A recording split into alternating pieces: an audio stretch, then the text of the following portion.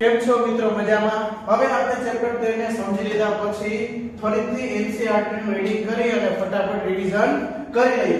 તો કે જે ચેપ્ટર નંબર 13 ધોરણ 12 નું ચેપ્ટર નંબર 13 જૈવ વિવિધતા અને સંરક્ષણ. હવે જૈવ વિવિધતા મેં કીધેલું હતું કે જૈવ વિવિધતા કહેવાય કોને? તો કે સજીવોમાં જોવા મળતી આકાર, કદ અને જીવનશૈલીમાં જે વિવિધતા જોવા મળે છે તેને જૈવ વિવિધતા કહેવાય છે અને તેનું સંરક્ષણ કરવું, તેને જાળવણી કરવી તેને શું કહેવાય?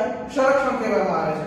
હવે ટેક્સ્ટ બુકમાં આપણે ડેટા આપેલો છે એ પ્રમાણે કે જો કોઈ આકાશમાંથી કોઈ એલિયન આપણી પૃથ્વી ઉપર આવે તો અહીંયાની જે જાતિ વિવિધતા જોઈ અને તે ખૂબ જ આશ્ચર્યચકિત થશે. તો કે જાતિ વિવિધતા કેટલી જોવા મળે છે તેના વિશે આપણે ચર્ચા કરીએ.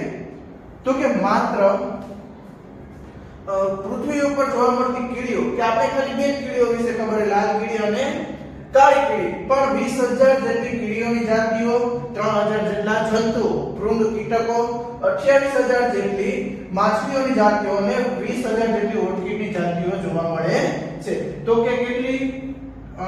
20000 કીડીની જાતિઓ, 3000 જેટલા ભૃંગ કીટકો અને 28000 જેટલી માછલીઓની જાતિઓ જોવા મળે છે. અને આગળ જોઈએ તો કે આ ઓર્કિડની કેટલી જાતિઓ જોવા મળે? 20000 જેટલી જાતિઓ જોવા મળે છે. જે આટલી વિવિધતા જોઈને શું કોઈ પણ માણસ હોય કે ગમે તે ગ્રહનો અહીંયા પૃથ્વી ઉપર આવે તો આ એટલી બધી વિવિધતા જોઈને આશ્ચર્યચકિત થશે. આગળ સમજીએ આપણે જૈવ વિવિધતા વિશે. જૈવ વિવિધતા એટલે કે આપણા જીવાવરણમાં અપાર વિવિધતાનું અસ્તિત્વ માત્ર જાતીય સ્તરે નહીં પરંતુ જૈવિક સંગઠનના દરેક સ્તરે વિવિધતા જોવા મળે છે. હવે નાના નાના સ્તરે પણ જોવા મળે છે, જેમ કે હાઇડ્રોજન, નાઇટ્રોજન, ઓક્સિજન, નાના નાના અણુઓમાં પણ વિવિધતા જોવા મળે છે. અહીંયા કીધેલું છે એ પ્રમાણે દરેક સ્તરે કોષોની અંદર રહેલા અણુઓથી લઈ વિસ્તાર સુધી વિસ્તૃત છે જૈવ વિવિધતા શબ્દ વૈજ્ઞાનિક હતા એડવર્ડ વિલ્સન. યાદ રાખવાનું છે બાળકો MCQ માટે. જૈવ વૈજ્ઞાનિક કે જેણે વિવિધતા શબ્દ જૈવ વિવિધતા શબ્દ આપેલો છે. તો કે એને આગળ શું વાત કરી?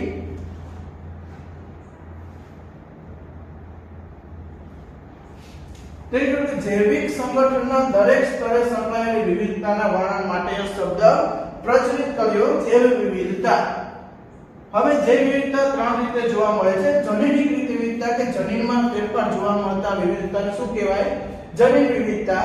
એમાં હિમાલયમાં ઉગતી જનીય સ્તરે વિવિધતા જોવા મળે છે. તો કે એમાં મુખ્ય છે હિમાલયમાં ઉગતી ઔષધિ સર્પગંધા કે જેની અંદર રિસર્પિન નામનું રસાયણ જોવા મળે છે. બરાબર, તેની સાંદ્રતાના વધઘટના સંબંધોમાં જોવા મળે છે. કેમ કે ત્યાં શું થાય કે જે જગ્યાએ દરેક વિસ્તારની અંદર ઉગતી વનસ્પતિ છે, જ્યાં અમુક જગ્યાએ એની સાંદ્રતા રિસર્પિનની સાંદ્રતા ઓછી જોવા મળે, અમુક જગ્યાએ વધારે માત્રામાં જોવા મળે છે. હવે ભારતની અંદર ચોખાની ધાન્ય જાતિઓ 50000 પ્રતિ જનીનમાં ફેરફાર કરતી ચોખાની જાતિઓ જોવા મળે છે તથા 1000 થી પણ વધારે કેરીઓની જાતિઓમાં જનીનિક સ્તરે વિવિધતા જોવા મળે છે. બરાબર, આ છે જનીનિક વિવિધતા. હવે જાતિ વિવિધતા. બરાબર, તો કે એમાં ઉદાહરણ દ્વારા જાતિ સ્તરે વિવિધતા જોવા મળે. ઉદાહરણ દ્વારા સમજીએ તો કે પશ્ચિમ ઘાટની ઉભયજીવી જાતિઓ વિવિધ પૂર્વીય ઘાટ કરતા વધારે છે.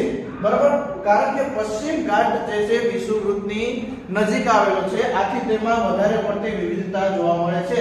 અને અહીંયા જંગલોનું પ્રમાણ પણ ખૂબ વધારે હોવાથી ત્યાં પ્રાણીઓ સારી રીતે વસવાટ કરે અને તેની જાતિમાં વધારો કરતા હોવાથી તેની વિવિધતામાં વધારો જોવા મળે છે. પરિસ્થિતિય વિવિધતા. તો કે ભારત પાસે 3 પ્રકારના નિવસન તંત્ર, તો કે વન નિવસન તંત્ર, રણ નિવસન તંત્ર અને જળ નિવસન તંત્ર એ નોર્વે જેવા દેશો કરતા વધારે હોવાથી ભારતમાં પરિસ્થિતિ વિવિધતા વધારે જોવા મળે છે.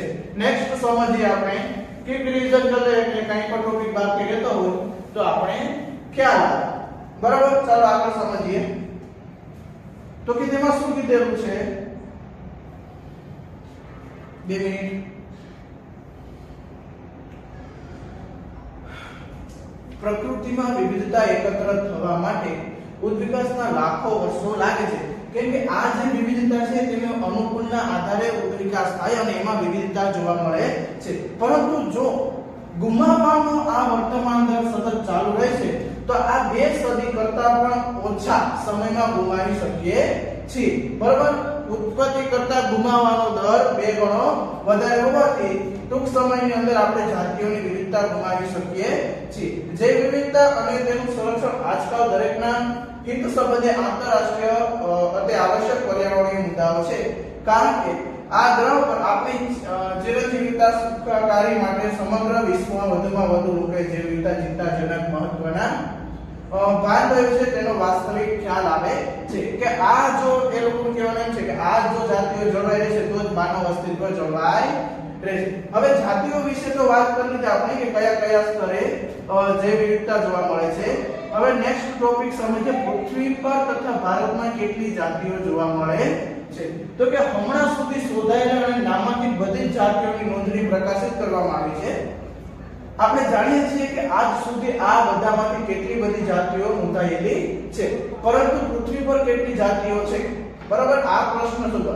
હવે આ બધી પૃથ્વી પર અથવા ભારત ઉપર જે જાતિઓ જોવા મળે છે બાળકો, એની શોધખોળ માત્ર વિશ્વની એક સંસ્થા IUCN કે જેનું ફૂલ ફોર્મ છે international union for conservation of nature and natural resource MCQ માટે પૂછાઈ શકે. બરાબર, એટલે આપણે યાદ રાખીશું. આજ સુધી વર્ણન કરાયેલી 1.5 મિલિયન કરતા સહેજે વધારી નથી. એનો શોધખોળ હેઠળ એમને કહ્યું કે 1.5 કરતા મિલિયન પર વનસ્પતિઓ અને પ્રાણીઓની જાતિઓ વધારે જોવા મળતી નથી. હજી આ ખ્યાલ પરથી આપણે એ લોકો ધારણા કરે છે તો કે એ પરથી આપણે ખ્યાલ આવે છે કે હજુ કેટલી જાતિઓનું વર્ણન કરવાનું બાકી છે એ હજી આપણે ખબર નથી. ઘણા વર્ગીકરણ સંબંધ જાતિઓ શોધ ઉષ્ણકટિબંધીય દેશો કરતા સમશીતોષ્ણ દેશોમાં પરિપૂર્ણ છે એ ધ્યાનમાં લેવાયું છે. આથી જાણ કે સમશીતોષ્ણ દેશો છે કે તેમાં જંગલોની સંખ્યા ઓછી છે, આથી તેને જાતિઓની ઓછી સંખ્યા જોવા મળે છે. ઉષ્ણકટિબંધીય વિસ્તારોમાં જાતિઓને વિકાસ અથવા આગળ અનુકૂલન માટે પૂરતી જગ્યા પૂરી પાડતા હોવાથી તેની અંદર વધારે જાતિઓ જોવા મળે છે. આથી અમુક ધારણા પ્રમાણે જાણે કે સમશીતોષ્ણ દેશોની અંદર જે જોવા મળે છે પ્રદેશની અંદર ત્યાં x જેટલી જાતિઓ જોવા મળે. હવે એનાથી 10 ગણી ઉષ્ણકટિબંધીયની અંદર જોવા મળે તો આને શું કહેવાય 10x, 10 ગણી જોવા મળે આના કરતા. તો આમાં જોવા મળતી x અને આમાં જોવા મળતી 10x એ પ્રમાણે કોઈ ધારણા કરેલી છે. હવે આ ધારણા મુજબ જે સંખ્યા છે તે ખૂબ આગળ જોવા મળે છે. તેના વિશે આપણે આગળ માહિતી મેળવીએ.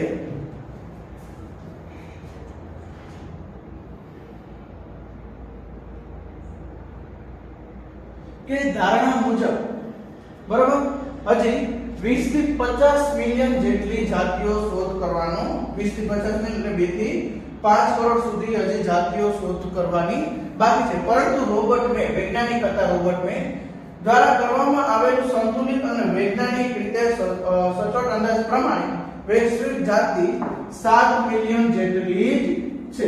એણે અવલોકન કર્યું પરથી કહ્યું કે 7 મિલિયન કરતા વધારે જાતિઓ નથી, માત્ર ને માત્ર 70 લાખ જેટલી જાતિઓ જોવા મળે છે. હવે ચાલો આપણે વર્તમાન જાતિ સંશોધનના આધારે પૃથ્વી જે વિવિધતા વિશેનો કેટલોક રસપ્રદ ઉદ્દેશોને જોઈ બધી અંદાજિત જાતિઓ 70% કરતા પણ વધારે છે પ્રાણીઓ. બરાબર, હવે અહીંયા આપણે જોવા મળશે કે વનસ્પતિની લીલ, ફૂગ, દ્વિઅંગી, અનાવૃતબીજધારી, આવૃતબીજધારી વચ્ચે ભેગી થઈ ને માત્ર કેટલી 22% જેટલી વિવિધતા જોવા મળે છે. પરંતુ પ્રાણીઓમાં 70% વધારે વિવિધતા જોવા મળે છે. એનું મુખ્ય કારણ શું? તો કે પ્રાણીઓમાં દર 10 પ્રાણીએ 7 કીટકમાં વિવિધતા જોવા મળે છે. બરાબર, 10 પ્રાણીઓ 7 કીટકોની અંદર શું જોવા મળે છે? વિવિધતા. આથી તેમાં વનસ્પતિ કરતા પ્રાણીઓમાં વિવિધતા જોવા મળે છે. હવે આ આપણા ટેક્સ્ટ બુક ની અંદર જે ડેટા આપેલો છે MCQ માટે, ખૂબ જ IMP આગળના ટોપિક માટે આપણે યાદ રાખવો જરૂરી છે. ચાલો એના વિશે સમજીએ. આપણે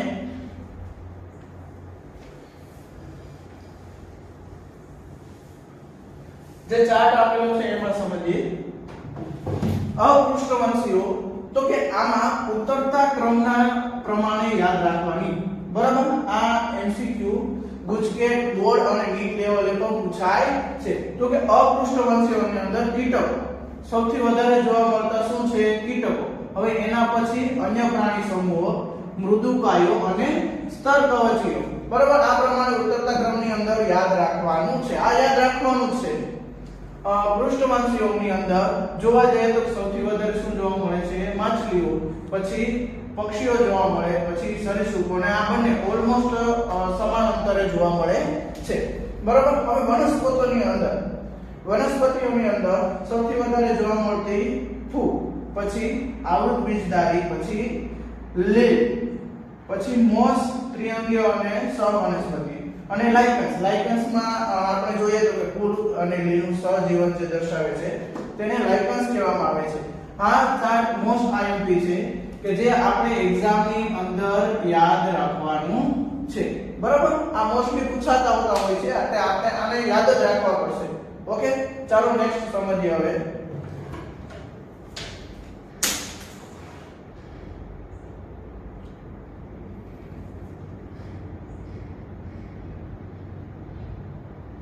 આ એના વિશે ડિટેલ આપેલી છે કે પ્રયોગશાળાની અંદર જો બેક્ટેરિયાનું કે પ્રેક્ટિવેટની અંદર જો ગ્રોથ કરવામાં આવે તો વધારે પડતી વિવિધતા એની અંદર જોવા મળે છે, પરંતુ હેતુ સૂક્ષ્મ હોવાથી અને ફટાફટ વૃદ્ધિ પામતા હોવાથી તેનું સાચું મૂલ્ય જાણી શકાતું નથી. નેક્સ્ટ સમજીએ. આટલી બધી વિવિધતા હોવા છતાં, બરાબર, ભારત પાસે માત્ર ડેટા આપેલો છે આપણી ટેક્સ્ટ બુકમાં, તો કે ભારત પાસે માત્ર 2.4% જેટલો જમીન વિસ્તાર છે, પરંતુ વિવિધતાની દ્રષ્ટિએ, બરાબર, જે વિવિધતાની દ્રષ્ટિએ કેટલું ધરાવે છે? 8.8, કે જે વિશ્વના 12 દેશો કે જે વધારે પ્રમાણમાં વિવિધતા ધરાવે છે એમાં 12 દેશો પૈકી ભારતનું સ્થાન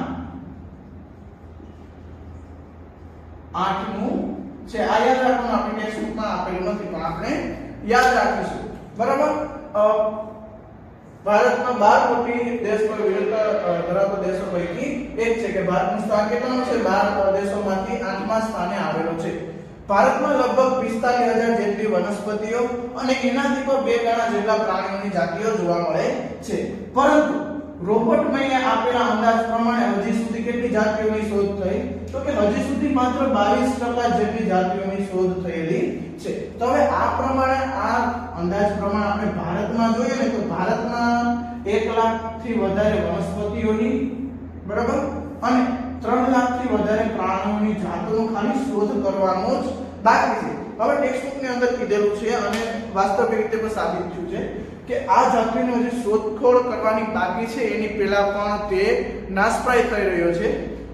તો એના વિશે આપણે કાળજી કરવી જોઈએ અને પર્યાવરણને બચાવવા માટે પ્રયત્ન કરવા જોઈએ.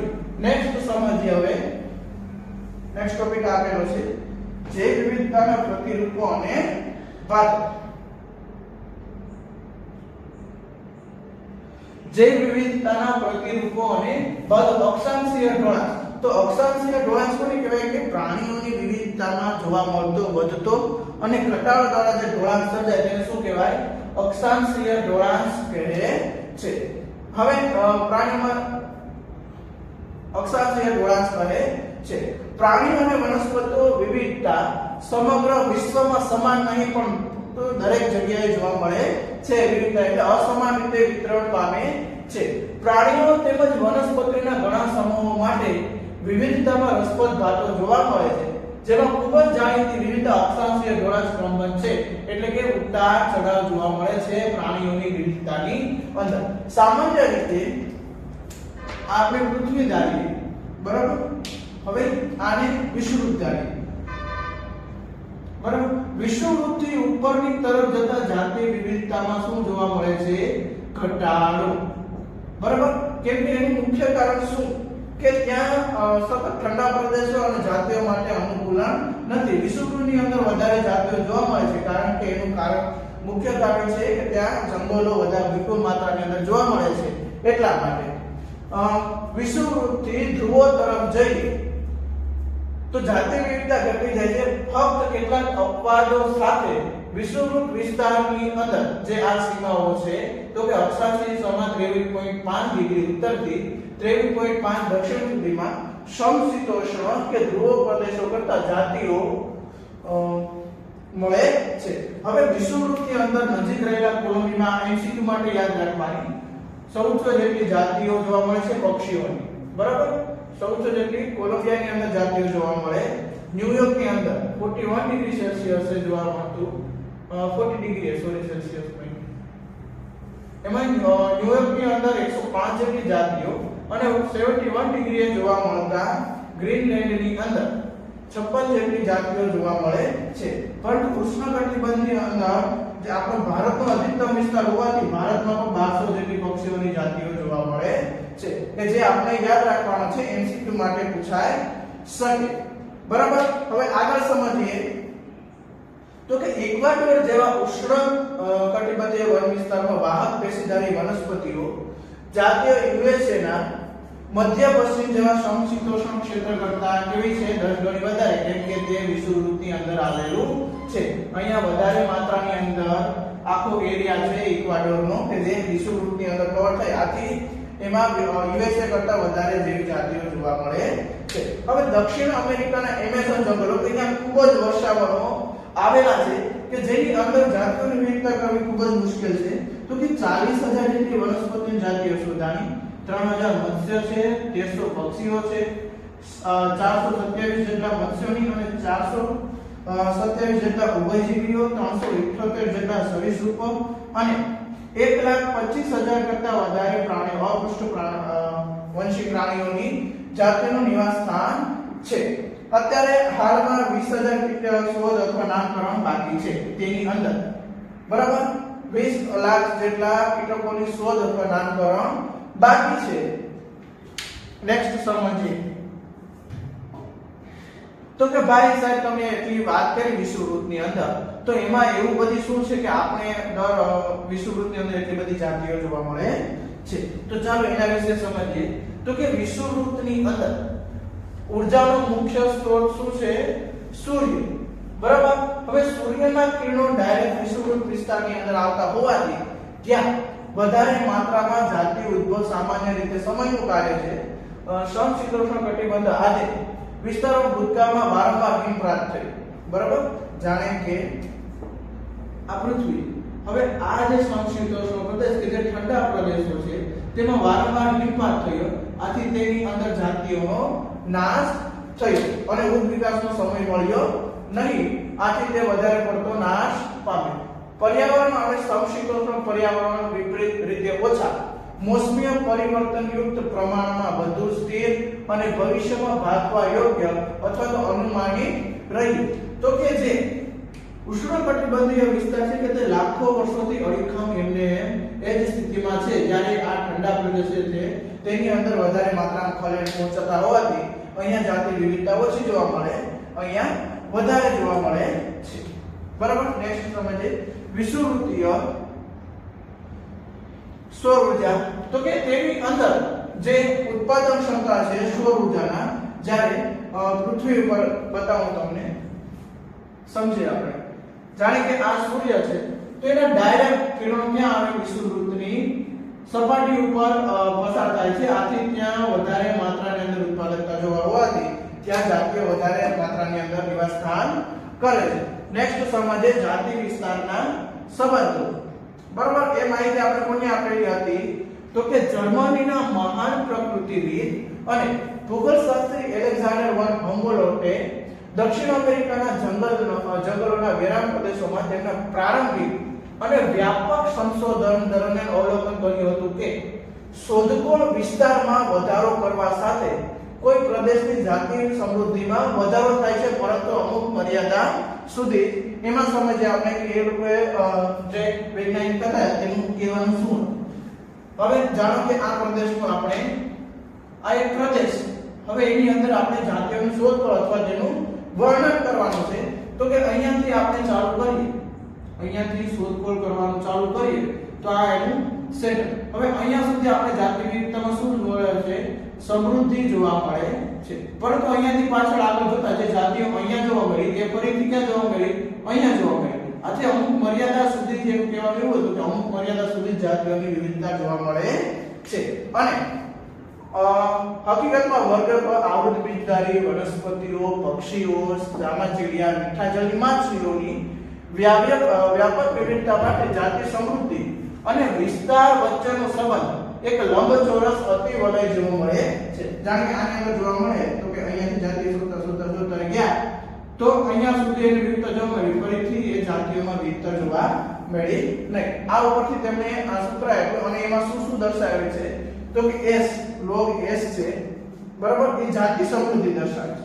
હવે એ કે જે વિસ્તાર દર્શાવે છે કે જે વિસ્તારની અંદર આપણે અવલોકન કરેલું છે તે z રેખાનો ઢાળ કે જે જાતિઓની વિવિધતા વિશે માહિતી આપે છે અને c y નો આંતરછેદ લીધેલો છે. આ ખાસ યાદ રાખવાનું છે મોસ્ટ IMP અને બોર્ડની એક્ઝામની અંદર IMP ટોપિક છે કે જે દર વખતે આપણે પૂછાવાની શક્યતા વધારે હોય છે. આમાં આગળ સમજીએ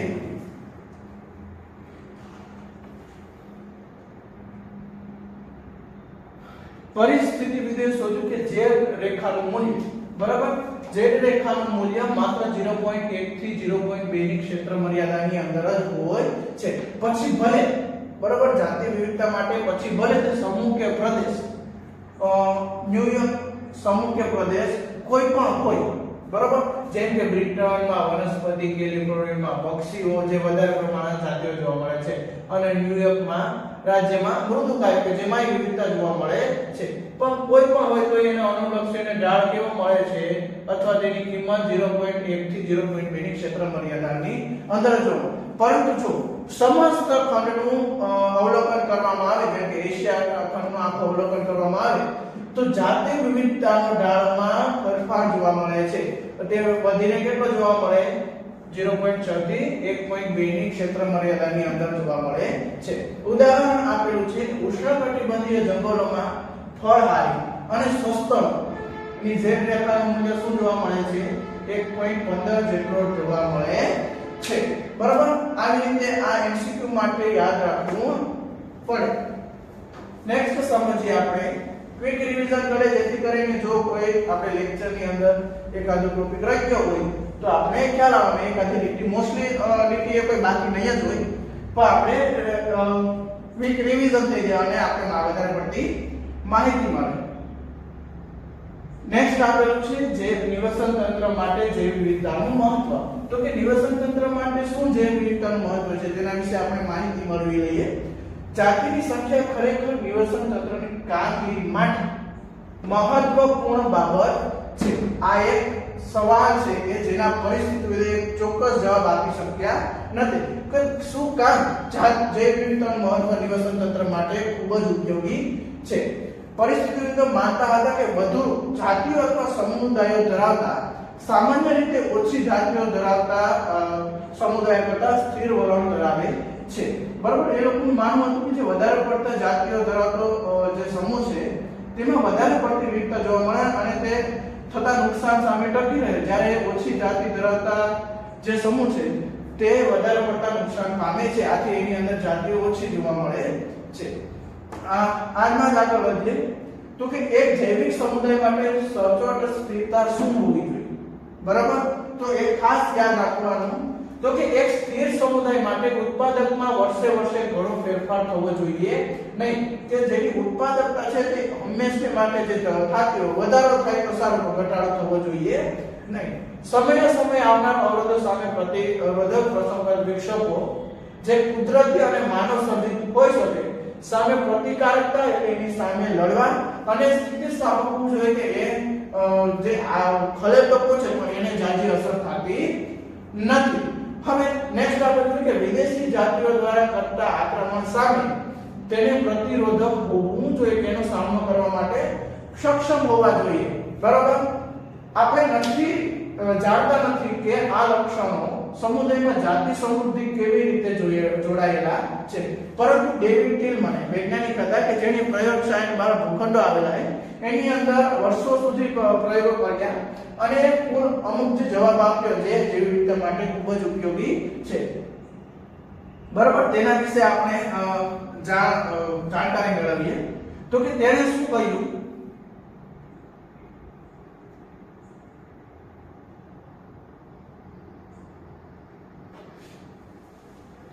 ચલો એમાં સમજીએ. તેણે શું કહ્યું કે જાતિ સમૃદ્ધિ કેવી રીતે નિવેશન તંત્રને સારું કે બનાવી રાખવામાં સહયોગ આપે છે. જાતિ સમૃદ્ધિ એ નિવેશન તંત્રને સારું અને તંદુરસ્ત બનાવવામાં મદદરૂપ થાય છે. સમૃદ્ધિ જે વિવિધતા એ ફક્ત નિવેશન તંત્રની તંદુરસ્તી માટે આવશ્યક નથી, પણ જૈવિક સાયકલની અંદર માનવ પર જોડાયેલો હોવાથી માનવ જાતિ માટે પણ જીવન ટકાવી રાખવા માટે અનિવાર્ય છે. આ સમયે જ્યારે આપણે એકદમ ઘટતા જતા દરની ગતિએ ભય ચેતવણી આપતી ગતિ બરાબર જાતિઓ ગુમાવી રહ્યા છે, ત્યારે કોઈ કદાચ પૂછે કે કેટલી જાતિઓ લુપ્ત થઈ જાય તો શું આ બાબત આપણે ખરેખર મહત્વની છે? કેમ કે જો કોઈ જાતિઓ લુપ્ત થાય તો જૈવિક સાયકલની અંદર પણ નુકસાની આવે અને જૈવિક સાયકલની અંદર મનુષ્ય જાતિ પર જોડાયેલ હોવાથી તેના પર ખૂબ જ હાનિ પહોંચે છે. અહીંયા કીધેલું છે કે જો 20000 કીડીઓની જાતિઓ માંથી માત્ર 15000 જ હોય અને 5000 લુપ્ત થાય તો તેમાં શું અસર થાય? હવે આ પ્રશ્નનો જવાબ સ્ટેફનના વૈજ્ઞાનિક હતા એના અવલોકન ઉપરથી મેળવ્યો.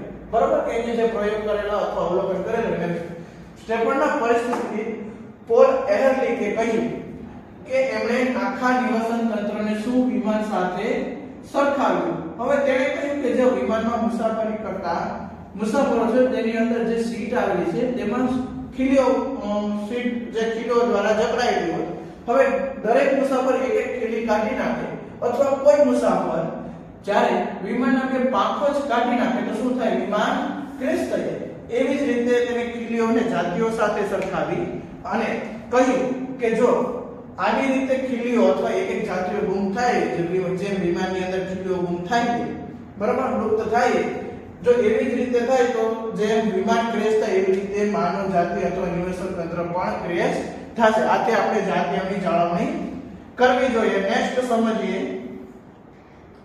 જૈવ વિવિધતાની ક્ષતિ કે નુકસાન કેવી રીતે થાય છે. જ્યારે કોઈ નવી જાતિઓ પૃથ્વીના ખજાનામાં ઉમેરો કરવામાં આવે ત્યારે શંકાસ્પદ લાગે છે કે આ નવું શું છે, પરંતુ સતત નિરંતર નુકસાન વિશે કોઈ શંકા નથી કે વધારે પ્રમાણની અંદર જો કોઈ નવું આવ્યું તો એના આશ્ચર્યચકિત થાય, પરંતુ જે છે એમાં નુકસાન થાય એમાં કોઈ હજી ધ્યાન દેતું નથી. આપણા ગ્રહની જૈવિક સંબંધતા ખૂબ જ ઝડપથી ઘટી રહી છે અને આક્ષેપિત આંગળીઓ હંમેશા ક્યાં શોધાય? માનવ પ્રવૃત્તિ ઉપર જ જોવા મળે છે, કેમ કે કુદરતી રીતે આવી રીતે કોઈ નુકસાન કરતું નથી. માનવીય દ્વારા ઉષ્ણકટિબંધીય વિસ્તારની અંદર કેવી રીતે નુકસાન પામે છે તેમાં સમજીએ. હવે બરફ આચ્છાદિત વિસ્તારો હતા ટાપુઓ કે ત્યાં વસાહતીકરણ કર્યું એટલે ત્યાંની સ્થાનિક પક્ષીઓ કેટલી 200 થી વધારે જાતિઓ લુપ્ત થઈ ગઈ. હવે IUCN કે જે આખા વર્લ્ડની અંદર જે જાતિઓનો શોધખોળ અને એના વિશે માહિતી આપે છે એ લોકોએ શું કહ્યું તો કે છેલ્લા 500 વર્ષોમાં 784 જેટલી જાતિઓ લુપ્ત થઈ. તેની અંદર કેટલી? 338. પૃષ્ઠવંશીઓ MCQ માટે યાદ રાખવાનું છે બાળકો. 338 પૃષ્ઠવંશીઓ, 359 અપૃષ્ઠવંશીઓ અને 87 જેટલી વનસ્પતિઓની જાતિઓનો સમાવેશ થાય છે કે જે પૃથ્વી ઉપર જોવા મળતી નથી. તાજેતરમાં જે હાલના સમયમાં જે લુપ્ત થયેલી એના વિશે માહિતી મેળવીએ કે મોરેસ્કેસનું ડોડો પક્ષી બરાબર એ પણ લુપ્ત થયેલું છે. આફ્રિકાનું ક્વેગા જે આફ્રિકામાં ક્વેગા પ્રાણી આવેલ હતું એ થાઈલેન્ડ જે ઓસ્ટ્રેલિયામાં જોવા મળતું હતું એ અને સ્ટીરન્સી કપ રશિયાની અંદર જોવા મળતી આ બધા અલગ અલગ જાતિઓ જોવા મળે છે જે દેશની અંદર ત્યાં અત્યારે જોવા મળતી નથી અથવા લુપ્ત થઈ એક પણ કણ અથવા એક પણ પ્રાણી એના વિશે બચેલો નથી. તાજેતરમાં વાઘની 3 જાતિઓ લુપ્ત થઈ છે બાળકો. તો કે કઈ જાવાન, કાશ્મીર અને બાલી. આ 3 જાતિઓ વાઘની જાતિઓ હતી પણ તે અત્યારે જોવા મળતી નથી. છેલ્લા 20 વર્ષની અંદર 27 જાતિઓ અદ્રશ્ય થઈ છે. એના આપણે સાક્ષી છીએ. નેક્સ્ટ સમજીએ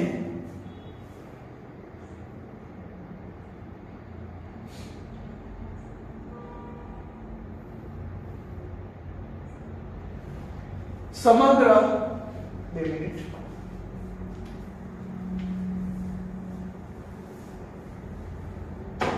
સમગ્ર વર્ગકોનું વિલોપન એ યાદચ્છિક નથી, જે કે ઉભયજીવીઓમાં જેવા કેટલાક જૂથો લુપ્ત થવા માટે વધુ સંવેદનશીલ હોય છે, કેમ કે કાંઈ પણ થાય એટલે તે શું થાય, મૃત્યુ પામે અને પછી જોવા મળે નથી. લુપ્તતાના ભયાનક દ્રશ્યમાં ઉમેરો કરતા એ પણ હકીકત છે કે વિશ્વવ્યાપી 15,000 હાલની તકે આપણે 15,500 જેટલી જાતિઓ ગુમાવવાના ભયનો સામનો કરી રહ્યા છીએ. તેમાં કેટલી જાતિઓ, તો 12% જેટલી પક્ષીઓની જાતિઓ, બરાબર, એ ભયનો સામનો થાય છે કે આ જાતિઓ લુપ્ત થઈ જાય છે. 23% સસ્તનોની અને 32% ઉભયજીવીઓની જાતિઓ અને 31% અનાવૃત બીજધારણ જાતો લુપ્ત થવાના ભયનો સામનો કરી રહ્યા છીએ. અશ્મિ અહેવાલોના માધ્યમ દ્વારા પૃથ્વી પરના જીવનના ઇતિહાસમાં અભ્યાસ પરથી આપણે જોયું કે જાતિઓનું મોટા પાયે થતું નુકસાન જે હાલમાં આપણે જોઈ રહ્યા છીએ તેવું અગાઉ મનુષ્યની જાતિઓમાં પણ થયેલું હતું. લાંબા સમય દરમિયાન 3 બિલિયન લગભગ 3 બિલિયન વર્ષ પહેલા જ્યારે પૃથ્વી પર જીવનનો ઉદ્ભવ થયો ત્યારથી 5 વખત જાતિઓનો સમૂહ વિલોપન થયું કે એક સાથે બધાય શું થઈ ગયા, ગાયબ થઈ ગયા. પણ જે જન્મ થાય અને મૃત્યુ થાય એ ચાલુ હોય, પણ જે જાતિઓનો લુપ્ત થવાનો સમય છે તે છઠ્ઠી વાર ચાલુ છે, પણ જે જાતિઓ પહેલા 5 વખત લુપ્ત થઈ એના કરતા શું છે 100 થી 1000 ગણો વધારે જોવા મળે છે. બરાબર, જાતિઓનું લુપ્ત અને નવી જાતિઓનું અવતરણ તે ચાલુ હોય છે, પણ જે 5 વખત પહેલા થયેલ હતું એના કરતા આ વખતે કેવી છે 100 થી 1000 ગણો ઝડપી છે. પરિસ્થિતિઓની ચિંતાજનક ચેતવણી છે કે જો જાતિઓનો ઘટાડાનો આ વર્તમાન સિલસિલો સતત ચાલુ રહ્યો તો આવતા 100 વર્ષની અંદર જ પૃથ્વી પરની તમામ જાતિઓ લગભગ અડધા ભાગની જાતિઓ લુપ્ત થઈ જશે. બરાબર, નેક્સ્ટ સમજીએ કે આપણે જે જોવા મળ્યું આની અંદર કે 3 બિલિયન વર્ષ પહેલા પણ જ્યારે પૃથ્વી ઉપર જીવન અસ્તિત્વમાં હોય ત્યાં અત્યાર સુધીમાં 5 વાર સામૂહિક રીતે કે એકરે બધાય જાતિઓ લુપ્ત થયેલી છે, જે 5 વખત થયો અને છઠ્ઠી વાર પણ એનું ચાલુ છે, પણ પહેલા કરતા કેટલું છે 100 થી 1000 ગણું વધી ચડતું છે. તે પરિસ્થિતિનું માનવું છે કે આગલા 100 વર્ષની અંદર પર અડધા ભાગની જે જાતિઓ છે તે લુપ્ત થઈ જશે. આગળ સમજીએ તો કે સામાન્ય રીતે કોઈ પ્રદેશમાં જૈવ વિવિધતા નુકસાન થવાથી કયા કયા મુદ્દાઓ છે તેના વિશે માહિતી મેળવીએ.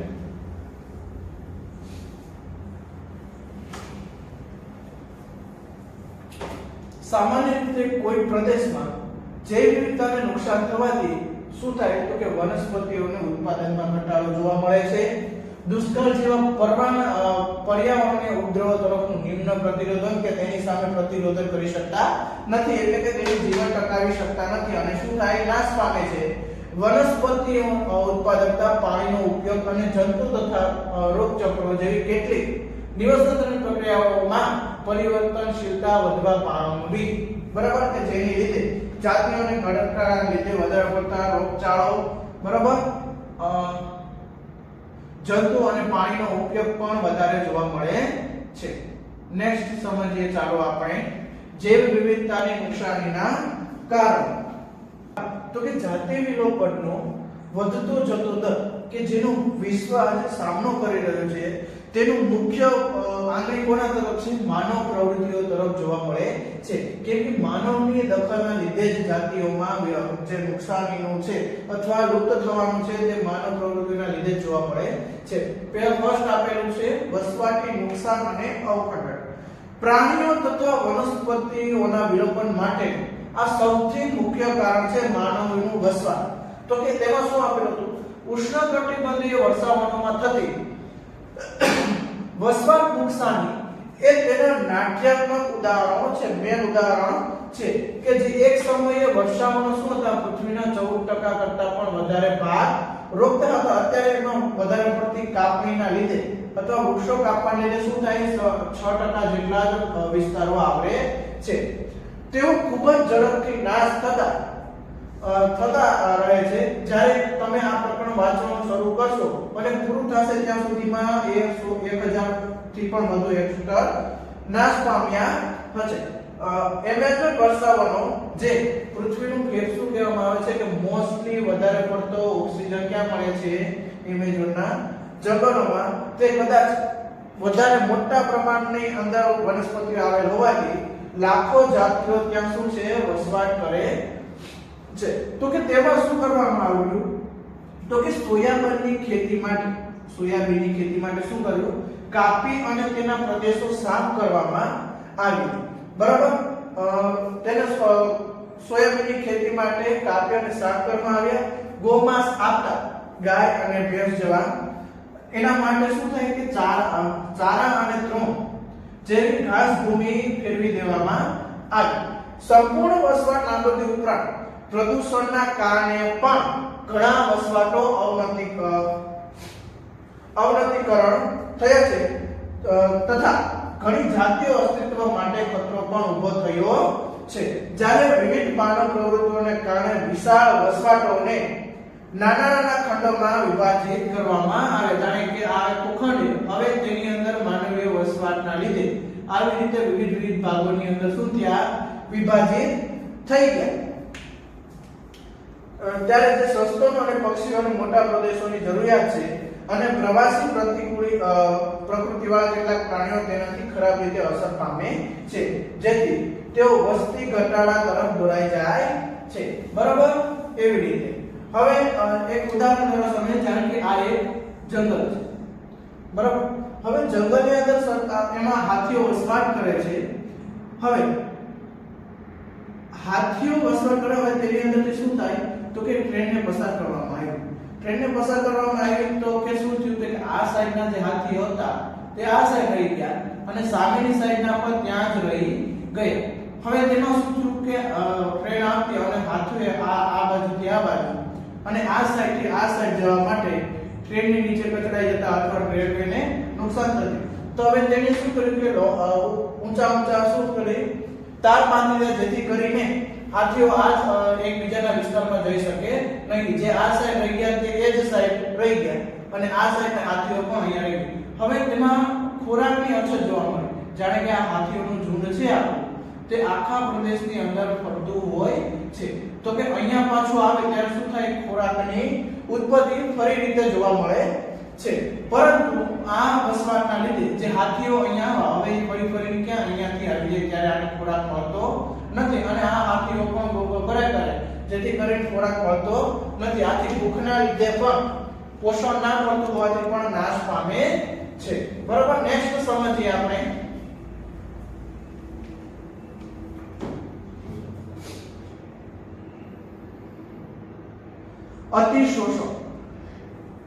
અતિશોષણ સમજીએ તો કે મનુષ્ય હંમેશા ખોરાક અને આશ્રય સ્થાન માટે પ્રકૃતિ ઉપર આધાર રાખે છે, પરંતુ જ્યારે તેમની આવશ્યકતા આધાર તો રાખે છે પણ એની આવશ્યકતા કરતા વધારે અથવા તેની લાલચમાં જો આવશ્યકતા બદલાઈ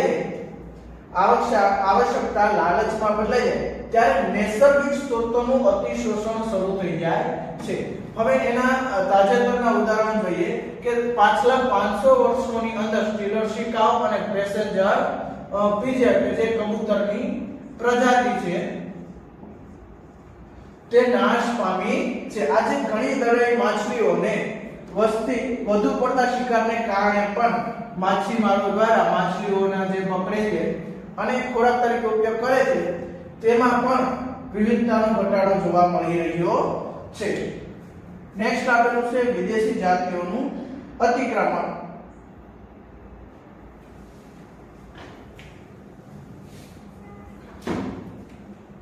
જ્યારે વિદેશી જાતિઓને જાણતા કે અજાણતા જે કોઈ પણ પ્રદેશ કે કોઈ પણ જે ખંડ આવે છે એની અંદર શું કરવામાં આવે લાવવામાં આવે ત્યારે તેમનામાંથી કેટલીક જાતિઓ આક્રમક થઈ.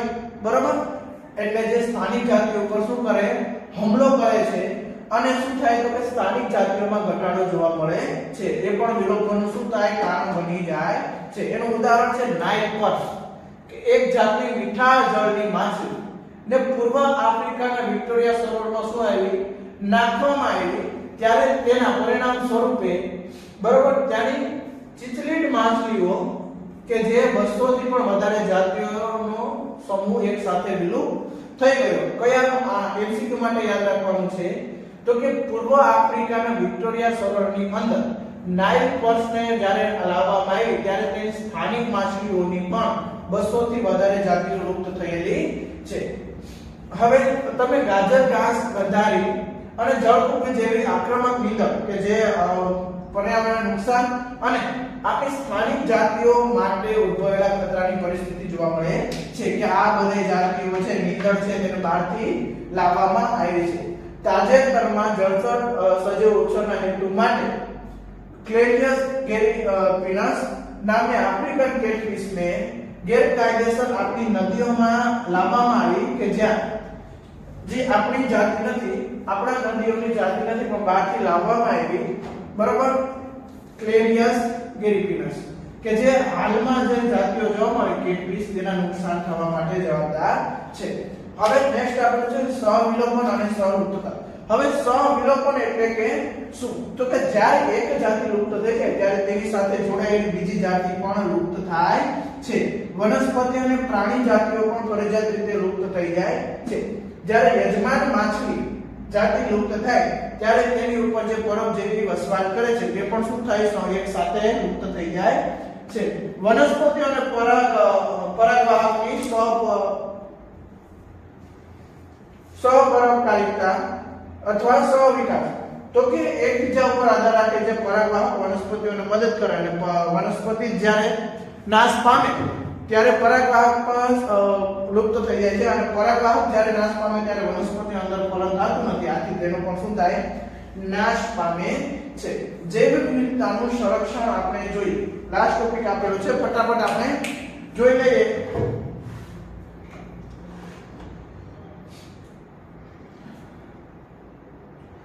જૈવ વિવિધતાનું સંરક્ષણ. આપણે જૈવ વિવિધતાનું સંરક્ષણ શા માટે કરવું જોઈએ? પહેલો પ્રશ્ન આપેલો છે. તેના ઘણા કારણો છે, કેટલાક સ્પષ્ટ અને બીજા કેટલાક અસ્પષ્ટ છે, પરંતુ બધા સમાન રીતે મહત્વપૂર્ણ છે કે તે ખૂબ જ મહત્વપૂર્ણ છે. તેમને 3 વર્ગોમાં વર્ગીકૃત કર્યા: સંક્ષિપ્ત રીતે ઉપયોગિતાવાદી, વ્યાપક રીતે ઉપયોગિતાવાદી અને નૈતિક દલીલો. કે જે આપણે સમજીએ તો કે એની અંદર સંક્ષિપ્ત રીતે ઉપયોગી દલીલો કે જેમાં મનુષ્ય પ્રકૃતિમાંથી ઘણા લાભો મેળવે છે, જેમ કે ખોરાકની અંદર ધાન્ય, કઠોળ અને ફળ કે જે આપણે આહાર તરીકે ઉપયોગી કરે છે. બીજું આપેલું છે બળતણ કે જે રેસા, બાંધકામની સામગ્રી, એવું બધું. ઔદ્યોગિક ઉત્પાદનમાં ટેનિંગ, ઉંજણ, રંગકો, રાળ, અંતર એવા બધા ઔષધીય જે આપણે મળે છે તેમાંથી મળે છે જૈવ વિવિધતાની અંદરથી. ઔષધીય મહત્વના ઉત્પાદનો વર્તમાનમાં વૈશ્વિક બજારમાં કેટલી જોવા મળે છે? 25% કરતા વધારે ટેબ્લેટ જે વિકાસ પામે છે વનસ્પતિની અંદરથી વિકાસ પામે છે, બરાબર. પણ સમગ્ર વિશ્વના મૂળ સ્થાનિક લોકો દ્વારા ઉપયોગમાં લેવા આવતી લગભગ 25,000 જેટલી વનસ્પતિની જાતિઓ પરંપરાગત દવાઓ, ઔષધોમાં ફાળો આપે છે. એ કોઈ જાણતું નથી કે ઘણી બધી ઔષધીય રીતે ઉપયોગી વનસ્પતિઓ ઉષ્ણ કટિબંધીય વર્ષાવનની અંદર શોધખોળ બાકી છે અને એની પહેલા તે નાશ પામશે. જો સ્ત્રોતો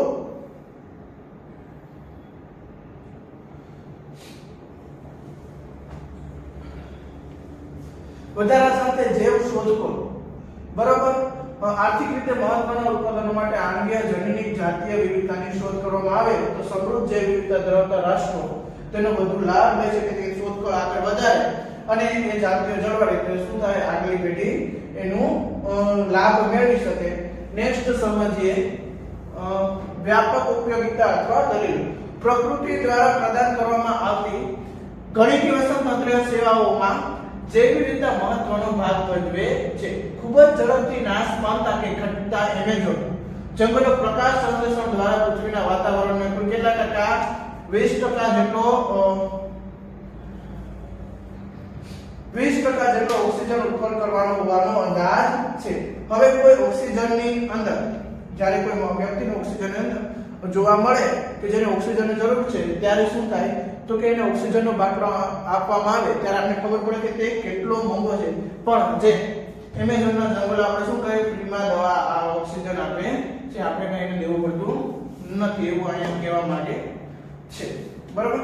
બીજા અપ્રત્યક્ષ લાભો પણ છે જે આપણે પ્રકૃતિમાંથી મેળવીએ છીએ, જેમ કે ગાઢ જંગલોમાંથી પસાર થવા, બરાબર.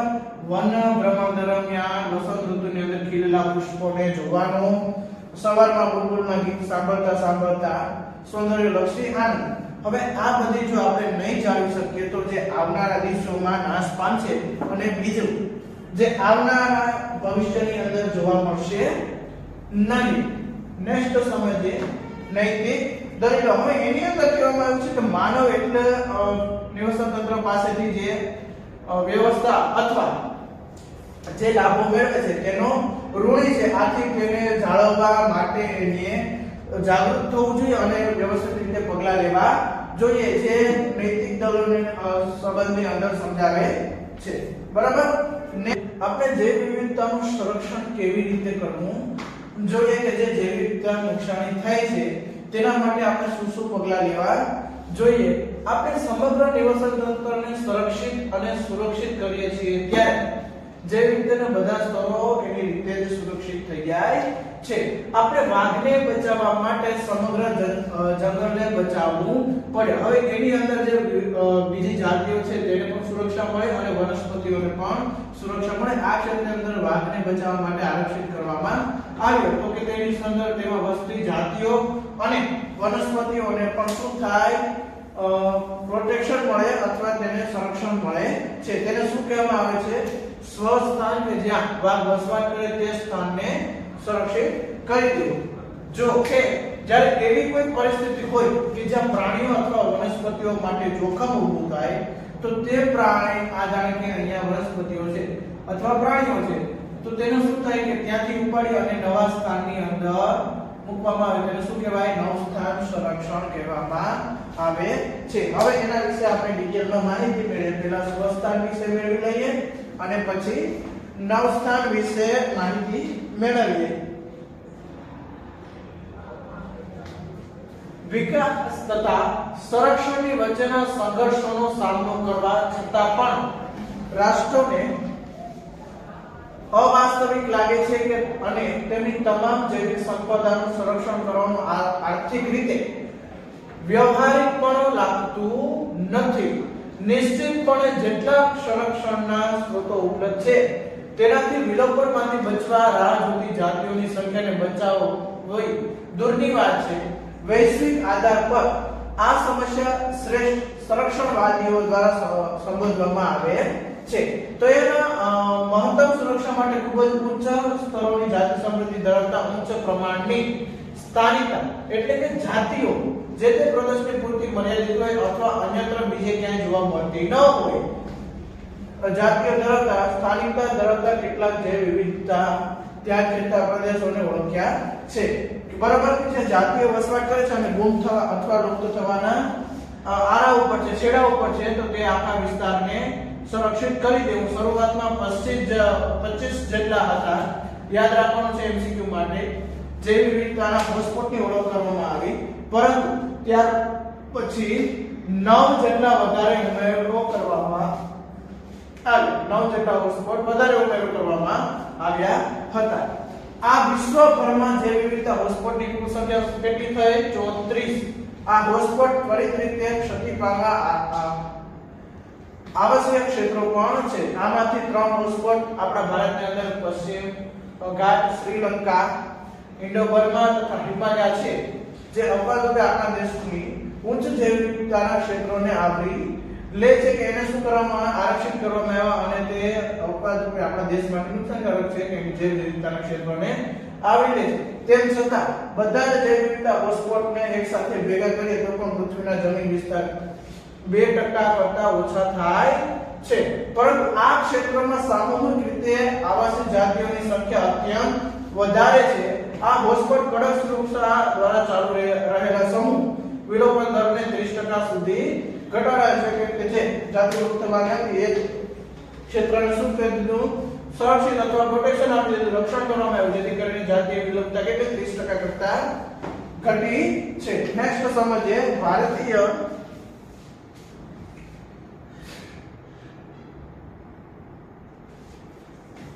ભારતમાં પરિસ્થિતિકીય રીતે અદ્વિતીય અને જૈવ વિવિધતાનો સમૃદ્ધ પ્રદેશ પર્યાવરણ આરક્ષિત વિસ્તારો રાષ્ટ્રીય ઉદ્યાનો, અભયારણ્ય અને અભયારણ્યો તરીકે કાયદાકીય સુરક્ષા આપવામાં આવેલી છે કે જ્યાં જ્યાં વસવાટો કરે છે પ્રાણીઓ ત્યાં શું કહે કે આખા ક્ષેત્રને શું કર્યું સુરક્ષા આપવામાં આવી. આથી તેમાં શું જોવા મળે ભારતની અંદર 14 જેટલા જે આરક્ષિત વિસ્તારો, 90 જેટલા રાષ્ટ્રીય ઉદ્યાનો અને 448 જેટલા વન્યજીવ અભયારણ્યો કે જે જાતિઓ સામૂહિક રીતે અને પોતાને સ્વતંત્ર રીતે વિકાસ પામ્યો અને ત્યાં એને કાંઈ પણ જાતનો ભય હોતો નથી. ભારતમાં ધાર્મિક સાંસ્કૃતિક પરંપરાઓનો ઇતિહાસ પણ છે. આથી પ્રકૃતિની સુરક્ષા પણ ભાગે છે. ઘણી બધી સંસ્કૃતિમાં જંગલો માટે અલગ હિસ્સો છોડી દેવામાં આવતો હતો અને તેમાં રહેલા બધા વૃક્ષો, વન્યજીવની પૂજા કરવામાં આવતી કે ત્યાં એ લોકો શું થાય ભગવાન તરીકે અને માતાને એની પૂજા કરતા. આથી શું થાય કે તે જળવાઈ રહે છે. બરાબર, સમગ્ર રીતે રક્ષણ આપવામાં. આ પ્રકારના પવિત્ર ઉપવનમાં ધાર્મિક માન્યતાના આધારે વનસ્પતિઓ અને પ્રાણીઓના વિસ્તાર મેં હમણાં કીધું એ પ્રમાણે સુરક્ષિત થાય છે. મેઘાલયની ખાસી અને જયંતીની ટેકરીઓ કે જે સુરક્ષિત છે, રાજસ્થાનની અરવલ્લીની ટેકરીઓ, બરાબર, કર્ણાટક અને મહારાષ્ટ્રના પશ્ચિમ ઘાટના વિસ્તારો તથા મધ્યપ્રદેશના સરગુજા, ચંદા, બસ્તર વિસ્તારો પણ સંરક્ષિત કરવામાં આવેલા છે. બરાબર, મેઘાલયના પવિત્ર ઉપવનોએ મોટી સંખ્યા દુર્લભ અને નાશપ્રાય સંબંધો યુક્ત વનસ્પતિઓ માટે અંતિમ આશ્રય સ્થાનો છે કે જે આ બધાની અંદર બરાબર વનસ્પતિઓને શું થાય રક્ષણ આપવામાં આવે. વનસ્પતિને રક્ષણ આપવામાં આવે તો તેની પાછળ જે જાતિઓ છે તેને પણ રક્ષણ મળી જાય છે. બરાબર, નેક્સ્ટ સમજીએ નવસ્થાન સંરક્ષણ.